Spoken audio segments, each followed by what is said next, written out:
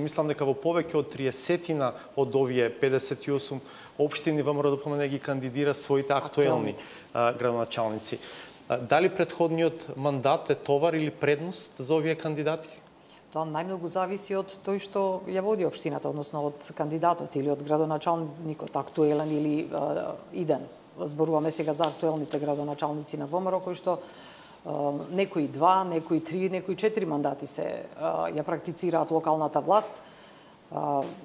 Ајде за последните избори знаеме каков беше притисокот врз локалното население, врз администрацијата, јавна или локална.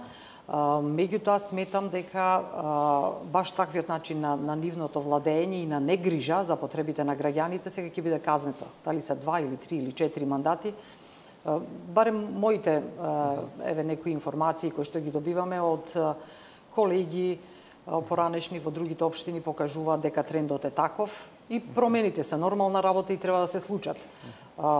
Ние во ЗЕЛС, пошто спомнавте дека и таму заедно со Селмани партиципиравме во управниот одбор, уште во првиот мандат, значи со самото влегување во управниот одбор, зборувавме дека треба да се најде начин да се ограничи тој мандат.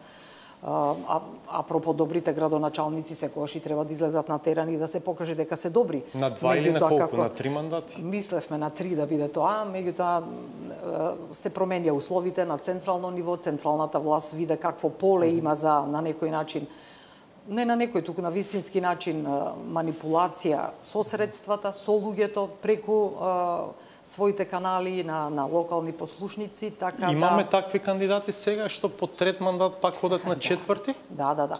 Ако не се лажам, во Новаци, Лазо, за Демир Капија не сум сигурна дали е четврти. Во Прилеп Маријан е 2? Во Прилеп Маријан или 3? 3, да, ова треба. Сам се Но кандидира имаме по и пример четврти пат. на Дамјановски во Куманово, кој што после 3 мандати не е кандидат.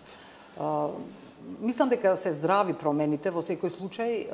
Може би не треба законски нешто да се ограничува, меѓутоа од аспект на етички аспект, чисто како функционер локален, некогаш треба и самиот да знаеш до кога е доста.